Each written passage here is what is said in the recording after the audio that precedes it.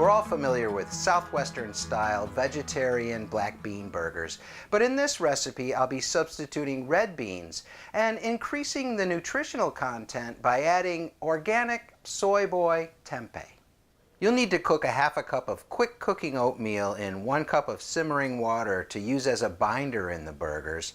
And while you're keeping your eye on that, go ahead and deseed and finely mince half of a large or 1 small jalapeno pepper, finely mince 1 large clove of garlic, and finely dice 1 small onion.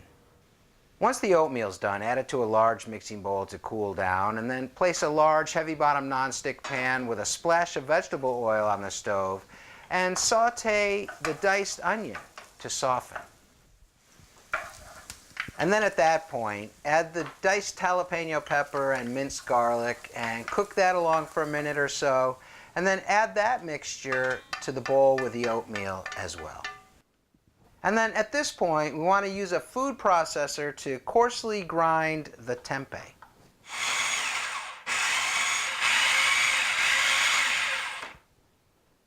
And then add the ground tempeh to the bowl with the oatmeal and add 1 teaspoon of ground cumin, add a half a cup of dried breadcrumbs, and add 1 well-drained 15-ounce can of red beans, and use a potato masher to mash everything together.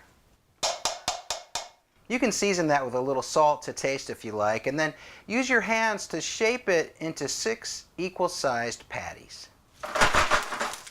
And then use a large, heavy-bottom nonstick pan with a splash of vegetable oil to cook the burgers until they're browned nicely on both sides and hot all the way through. And then serve the burgers on whole wheat buns with a blend of vegan mayonnaise and tomato salsa and some fresh cilantro if you like. I hope you enjoy these soy boy, organic tempeh, red bean, and jalapeno burgers.